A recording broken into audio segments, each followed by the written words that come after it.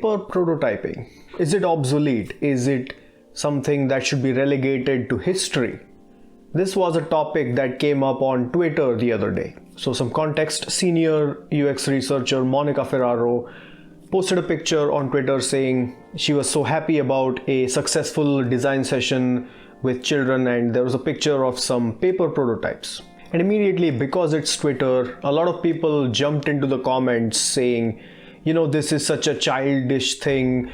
We have some modern technological tools that you can use instead of this. This is obsolete. You should not be using these techniques anymore. And that reminded me of myself in grad school about 7 years ago.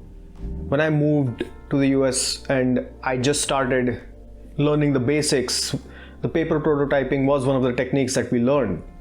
And back then, I used to hear comments like, this is arts and crafts, we have modern tools, we can just do it digitally, we don't need to waste all this paper, we don't need to do all these things that really makes us look like amateur hour compared to some real professionals that use some digital tools for their stuff, like programmers, for example. And I had that mindset too. It didn't help that I wasn't very good at arts and crafts, and I'm just not of that mindset. My background was in computer engineering. So I had this technology first mindset, this technocentric mindset towards prototyping and towards designing in general. But that's the thing.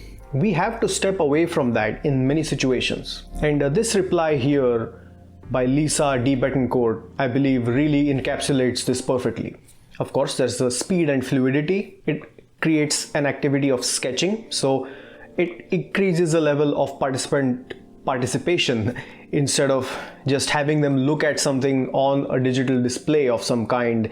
You can allow them to sketch or write and think in a participatory design kind of way. And that elicits a conversational flow to the whole activity.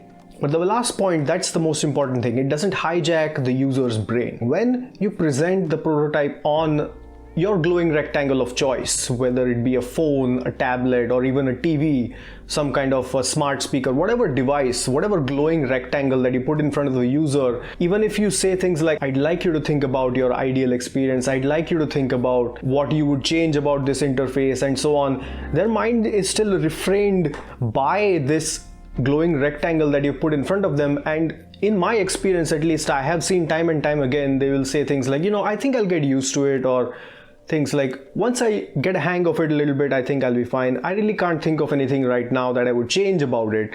So this kind of a closed mindset comes up when you give people a digital prototype. But when you provide a sketch or a paper prototype, it allows them to understand that, okay, we are in a lot more of a formative stage. We are still getting ideas from our users.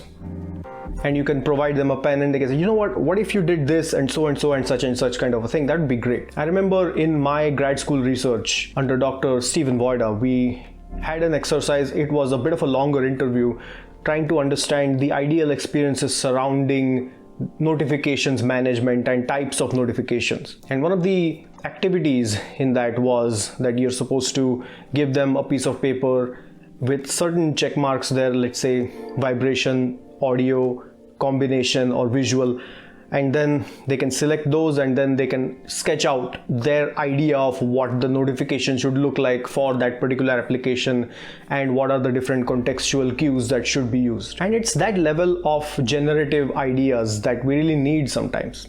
To cut a long story short, I guess we need to get away from this technocentric mindset. A lot of people who come into the UX world are from a technical background and they bring that technical mindset, but there are also a lot of people who come from humanities backgrounds, for example, that bring these unique perspectives, and these are techniques that have been around for many years at this point, and we really should try to understand the reasoning behind it. There's a reason that these still exist, and I keep going back to the grad school example where I was in that same mindset of like, why are we even doing this?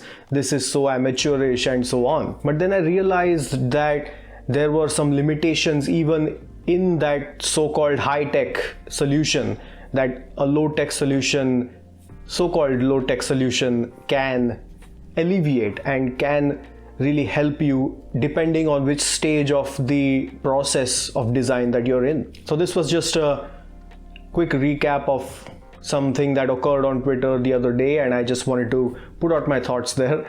Let me know what you guys think in the comments. Thank you, and see you next time.